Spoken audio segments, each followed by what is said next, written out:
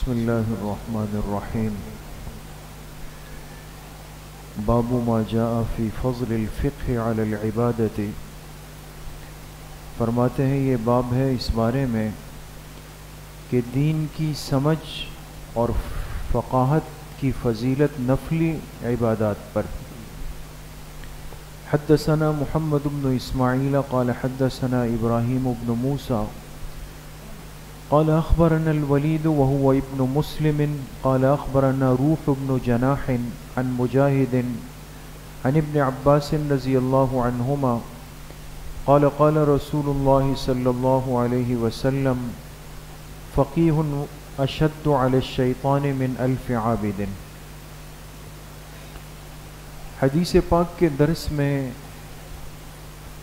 علم نبوت کی اہمیت اور ضرورت سے متعلق بات چل رہی ہے، اور چونکہ یہ امت اللہ کے پاک پیغمبر علیہ الصلاۃ والسلام کے لائے ہوئے مبارک دین اور اس کے ضروری علم کے بغیر نہیں چل سکتی۔ ہماری یہ جتنی ضروری عبادات ہیں، اعمال ہیں، معمولات ہیں، اس کی قبولیت پر مہر لگے گی بشرطے کہ وہ اتباع سنت کے مطابق ہوں، اور اتباع سنت کے لیے ضروری ہے کہ ہمارے پاس کم از کم اس درجے کا علم موجود ہو۔ تو آج کا جو باب ہے، یہ باب کہتے ہیں عنوان کو،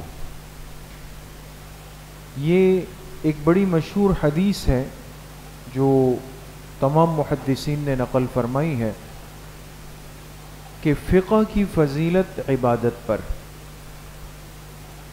دیکھیں، یہ بات سمجھ لیں کہ فقہ سے مراد کیا ہے۔ فقہ کہا جاتا ہے علم کی گہرائی کو۔ ایک ہوتا ہے علم اور ایک ہوتی ہے علم کی گہرائی اور مضبوطی۔ ہم دیکھتے ہیں کہ علماء تو ظاہر سی بات ہے بہت سارے ہیں، اللہ کا فضل ہے، ابھی بڑی تعداد ہوتی ہے، لیکن جاندار مضبوط علماء جو ہر چیز کی سمجھ رکھتے ہوں، سمجھا سکتے ہوں، مستقل بیان فرمائیں۔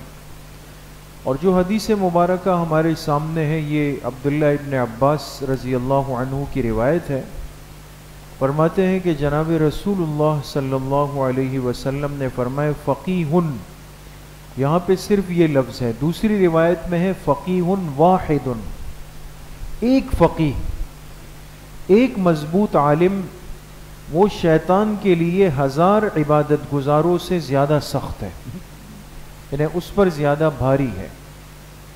عبادت گزار سے مراد نفلی عبادات ہے، لیکن فرض عبادت تو ہر مسلمان پر لازم ہے، اس میں کوئی فرق بھی نہیں ہے۔ اگر امام حرم ہے نا، مکہ مکرمہ کے امام ہے، مسجد نبوی شریف کے امام ہے، ان پر بھی 5 اوقات میں نماز فرض ہے، اور ایک عام امتی ہے اس پہ بھی 5 اوقات کی فرائض میں امت میں فرق نہیں، اس میں سب امت برابر ہوتی ہے۔ البتہ نفلی اعمال انسان کی اہمیت کو اور آخرت کے درجات کو بلند کرتے ہیں۔ تو اب مسئلہ یہ ہے کہ ایک ایسا فرد امت کا ہے کہ جس نے اللہ کے دین کا علم سیکھا، حاصل کیا، اور سیکھنے کے بعد اس میں خوب محنت کر کے گہرائی حاصل کی۔ تو اب یہ بندہ اگر فرض، واجب، سنت مؤکدہ پوری کر لیتا ہے اور نوافل کے بجائے جا کے بیٹھ کے پھر اپنی کتاب کا مطالعہ اندر شروع کر دیتا ہے، یا نوافل چھوڑ کر آپ دیکھیں جا کے طلبہ کو لے کر بیٹھ کے ان کو پڑھانا شروع کر دیتا ہے۔ دوسری طرف ایک مسلمان ہے جو عبادات میں، نفلی عبادات میں بہت آگے ہیں، تو اللہ کے پاک پیغمبر علیہ الصلاۃ والسلام نے فرمایا، اور یہ امت کو ایک تنبیہ ہے دوستو، انسان کمزور ہے، ہم کمزور ہیں۔ اب میں 2 رکعت نفل پڑھ رہا ہوں اور میں نے دیکھا کہ ایک مولانا صاحب نے سنتیں پڑھی اور جا کے کتاب اٹھا لی، تو میں کہوں گا یار یہ کیا مولوی ہے، باتیں کرتے ہیں، اور ابھی جا کے بیٹھ کر کے بجائے اس کے کہ 2 رکعت نفل، 4 رکعت نفل پڑھ لیتے، ہر وقت کتابوں کے اندر لگے ہوئے۔ آپ علیہ السلام نے فرمایا کہ اس چیز سے اپنے آپ کو بچاؤ، اس لیے کہ یہ فقیہ ہے اور یہ شیطان کے مقابلے میں 1000 عابدوں سے زیادہ بھاری اور سخت ہے۔ اب کس طرح سخت ہے؟ اس کی 2 وجوہات محدثین نے نقل فرمائی ہے دوست۔ ایک وجہ تو یہ نقل فرمائی کہ فقیہ کو اتنا بڑا درجہ اس لیے ملتا ہے کہ یہ دین کا فہم رکھتا ہے، ایک دین پر عمل ہے، ایک دین کا فہم ہے، پہچان۔ اور دین کا فہم رکھنے والا جو ہوتا ہے یہ شیطان کے داؤ پیچ سمجھتا ہے کہ اس کے حملہ کرنے کا طریقہ کیا ہے، بات سمجھ لیں۔ اور اس کی بہت آسان مثال دی ہمارے علماء نے سمجھانے کے لیے کہ ایک طرف 1000 فوجی ہو جو ٹریننگ کیے ہوئے ہو اور ان کے پاس ہتھیار ہو، لیکن ان کو یہ نہیں پتا کہ سامنے کے دشمن کا حملہ اور طریقہ واردات کیا ہوگا، وہ کہاں سے ہم پہ حملہ کرنے والا ہے۔ اس کے مقابلے میں ایک ایسا آفیسر ہے کہ جو ہے تو ایک اور جس کے ہاتھ میں ہتھیار بھی نہیں، لیکن اس کو یہ اندازہ ہے کہ یہ سامنے والا دشمن حملہ کس وقت کرتا ہے اور اس کے حملہ کرنے کا انداز کیا ہے۔ تو آپ بتائیں کہ ایک طرف 1000 اور ایک طرف ایک، اس میں زیادہ قیمتی کون ہے؟ یہ ایک۔ اس لیے کہ یہ ایک وہ داؤ پیچ جانتا ہے، وہ طریقہ اور سلیقہ جانتا ہے کہ جس کی وجہ سے یہ پوری فوج محفوظ رہے گی، یہ پوری قوم محفوظ رہے گی، اور ایسے افراد بڑے قیمتی ہوتے ہیں۔ اب فقہاء علماء ان کو یہ پتا ہے کہ شیطان ہم پہ حملہ کیسے ہوتا ہے۔ اب اس شیطان کے حملے سے بچنے کے سارے راستے ان کے ذہن میں موجود ہوتے ہیں، لہذا وہ امت کی رہنمائی بھی کرتے ہیں، امت کو سمجھاتے ہیں کیا کرنا ہے کیا نہیں کرنا ہے آپ، اور اس کی وجہ سے امت کا ایمان بچا ہوا ہوتا ہے۔ ورنہ آج ہماری حالت تو یہ ہے کہ جو چیز تھوڑی سی سمجھ میں آئے گی، اچھی لگے گی، دوڑتے ہوئے اس کی طرف چلے جائیں گے۔ جیسے آج کل ایک چیز چلی ہے، مجھے نام ذہن میں نہیں آ رہا، یہ جو آذانیں دے رہے ہیں اس کو کیا کہہ رہے ہیں؟ نور؟ جی کون سا نور؟ مشن نور، مشن نور، مشن نور۔ آپ نے سنا ہوگا کہ لوگ آذان دے رہے ہیں، اور اب بظاہر کیوں دے رہے کہ تاکہ حالات صحیح ہو جائے، اور اب کتنی اچھی بات، بھلی بات لگ رہی ہے، لیکن اب ہمارا ذہن رسائی نہیں ہے وہاں تک کہ اس کے لیے 20 سپٹمبر کا دن لیا گیا، علماء پہنچ گئے وہاں تک کہ یہ قادیانیوں کا ایک خاص موقع ہے جس میں ان کے دوسرے نمبر کے مزعومہ خلیفہ مرزا غلام قادیانی کے بعد جو شخص آیا مرزا بشیر الدین، یہ اس کی نسبت کا کوئی خاص دن ہے جس کو قادیانی ایک خاص انداز میں مناتے۔ اب وہ سب چیزیں چھوڑ کر اس دن کو لے لیا گیا، سب اذانوں پہ لگ گئے کہ بھئی یہ تو اچھی نیت کے ساتھ ہو رہا ہے۔ اب دیکھیں ہماری سمجھ وہاں تک نہیں گئی جہاں تک ان علماء کے ذہن کی رسائی چلی گئی۔ ایک مبہم چیز ہے، مجمل چیز ہے، خطرناک چیز ہے، سب سے بڑھ کر منکرین ختم نبوت سے مشابہت ہو رہی ہے اس دن میں، نہیں کرنا چاہیے۔ لوگ دنیا لگی ہوئی، سب چیزیں چل رہی ہیں۔ اب ان چیزوں کا پہچان، یہ جو دشمن کے جو سوراخ ہوتے ہیں کہ وہ کہاں کہاں سے اپنا سر نکالتا ہے،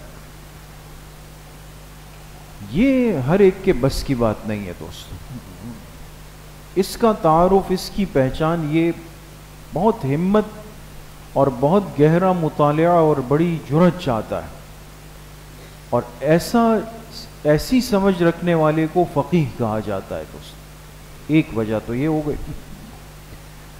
دوسری وجہ محدثین نے یہ لکھی کہ فقیہ کو اتنی بڑی فضیلت اس لیے دی گئی کہ یہ اپنے جیسے بہت سارے تیار کر سکتا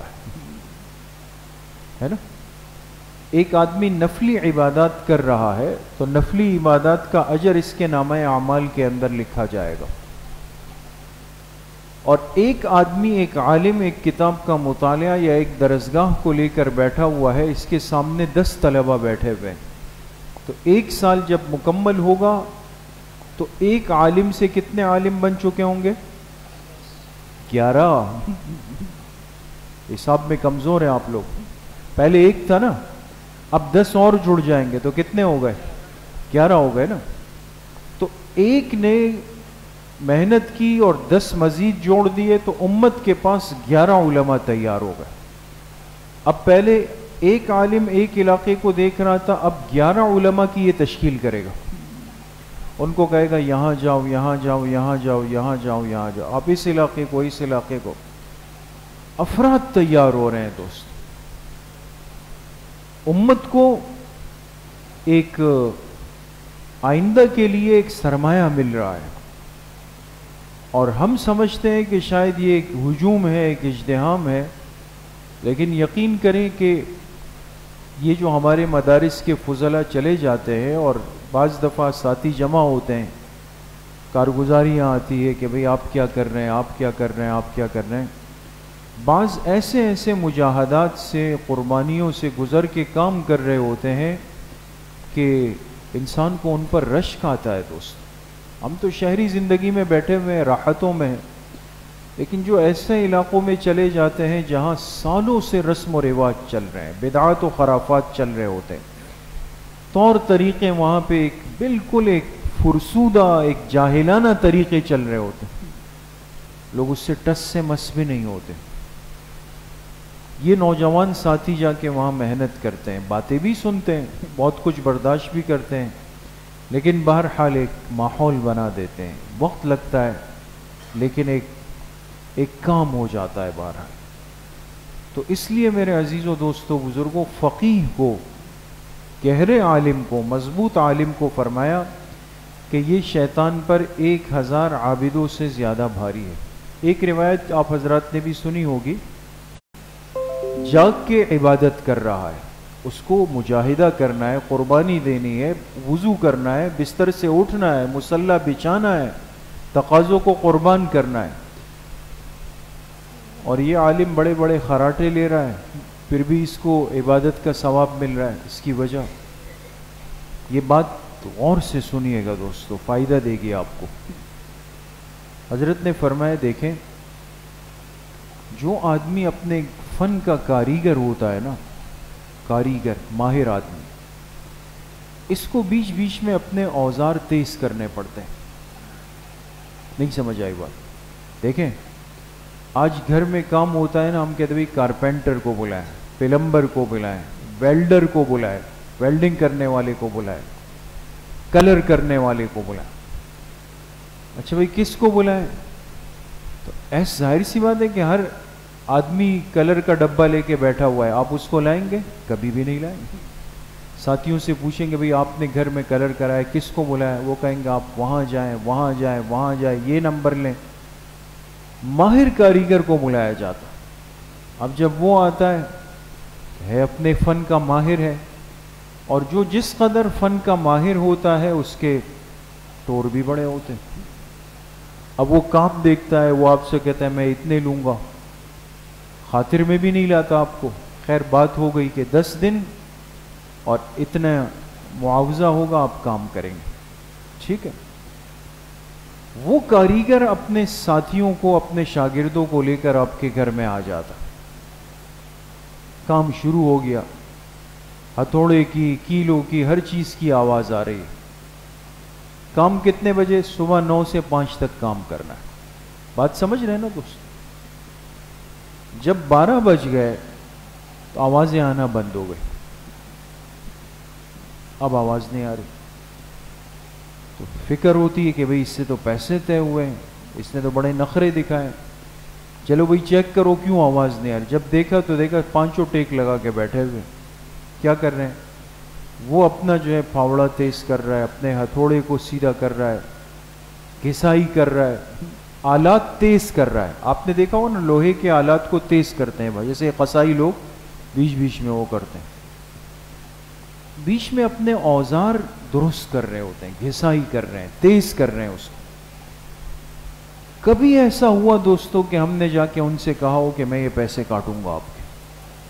آپ نے آدھا گھنٹہ لگایا جس میں آپ نے کام نہیں کیا، آپ تو اپنے اوزار مل رہے تھے، آدھے گھنٹے کے پیسے کٹیں گے؟ کبھی ایسا ہوا ہے دوستوں؟ نہیں ہوا۔ کیوں؟ آپ کو بھی پتا ہے اور وہ بھی آپ کو سمجھا دے گا کہ بھائی یہ تیز ہوں گے تو آپ کا آگے کام صحیح چلے گا، ہے نا؟ تو بیچ میں جو کاریگر کے اوزار کی گھسائی ہوتی ہے نا، یہ اسی کام کو بہتر بنانے کا ایک طریقہ ہوتا ہے۔ اب دیکھیں اللہ والوں کی سوچ، فرمایا جو کام کے علماء ہوتے ہیں یہ جب سو جاتے ہیں تو ان کے ذہن جو سب سے جسم کا اہم عضو ہے اس کو سکون چاہیے، آرام چاہیے۔ اگر آپ ایک عالم کے ذہن کو کھینچیں گے وہ 10 سال کا کام 1 سال میں کر تو لے گا لیکن بہت جلدی چلا جائے گا۔ بات سمجھ میں آ گئی؟ وہ عالم جس کو آرام کا موقع دیا جائے اور وہ نیند بھی کرے، آرام بھی کرے، اس کا ذہن فریش ہوگا دوست۔ اور یہ ذہن فریش ہوگا تو ظاہر سی بات ہے کہ وہ اپنے لیے کون سی نئی گاڑیاں لے گا، وہ آ کے پھر ممبر پہ بیٹھے گا، پھر باطل کو للکارے گا، پھر آپ کو سمجھائے گا، پھر آپ کے کام کی باتیں کرے گا۔ اس کے جسم کے اوزار آرام کی وجہ سے تیز ہو جاتے ہیں۔ بات سمجھ گئے؟ یہ عالم کی نیند ہے، لیکن یہ نیند اس سے زیادہ کس کو نفع دے رہی ہے؟ امت کو نفع دے رہی ہے۔ اس لیے اللہ پاک نے اس کی اس نیند کو بھی عبادت کے اندر لکھا کہ بھئی یہ جب سوئے گا اس کے اعضاء کو سکون ملے گا، دماغ کو سکون ملے گا، دماغ تیز ہوگا، فریش ہوگا، کبھی کبھی تفریح بھی جا کے کرے گا تو مستعد رہے گا، چست و توانا رہے گا، آ کے مزید محلے میں کام کرے گا، مسجد کو آباد کرے گا، خوب محنت کرے گا۔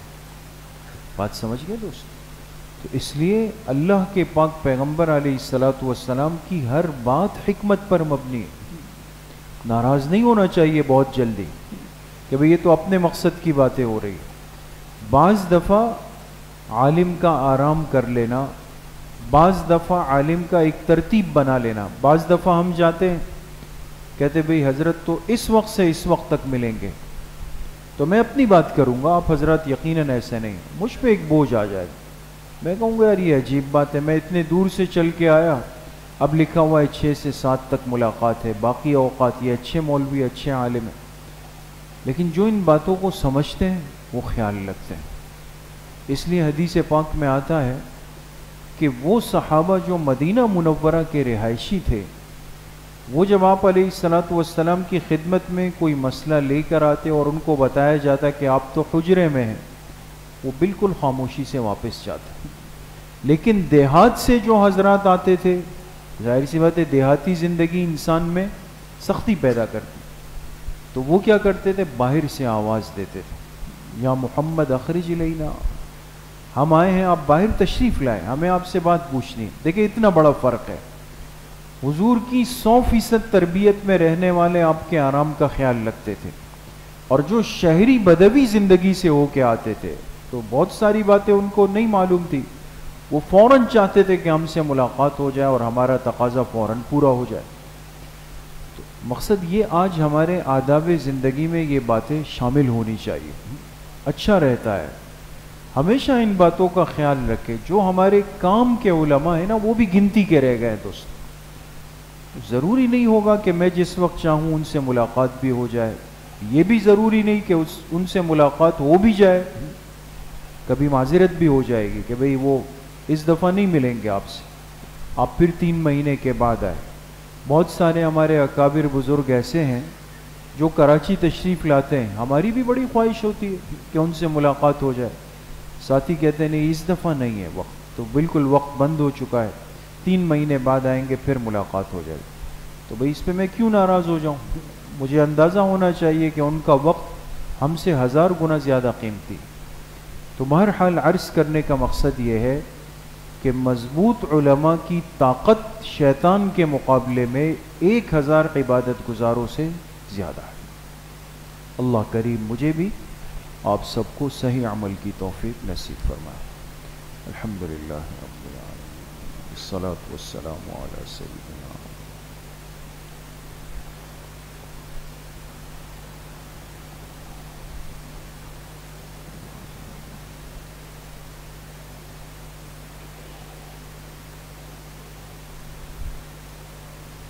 وصلی اللہ وسلم علی نبینا محمد وآلہ واصحابہ اجمعین برحمتہ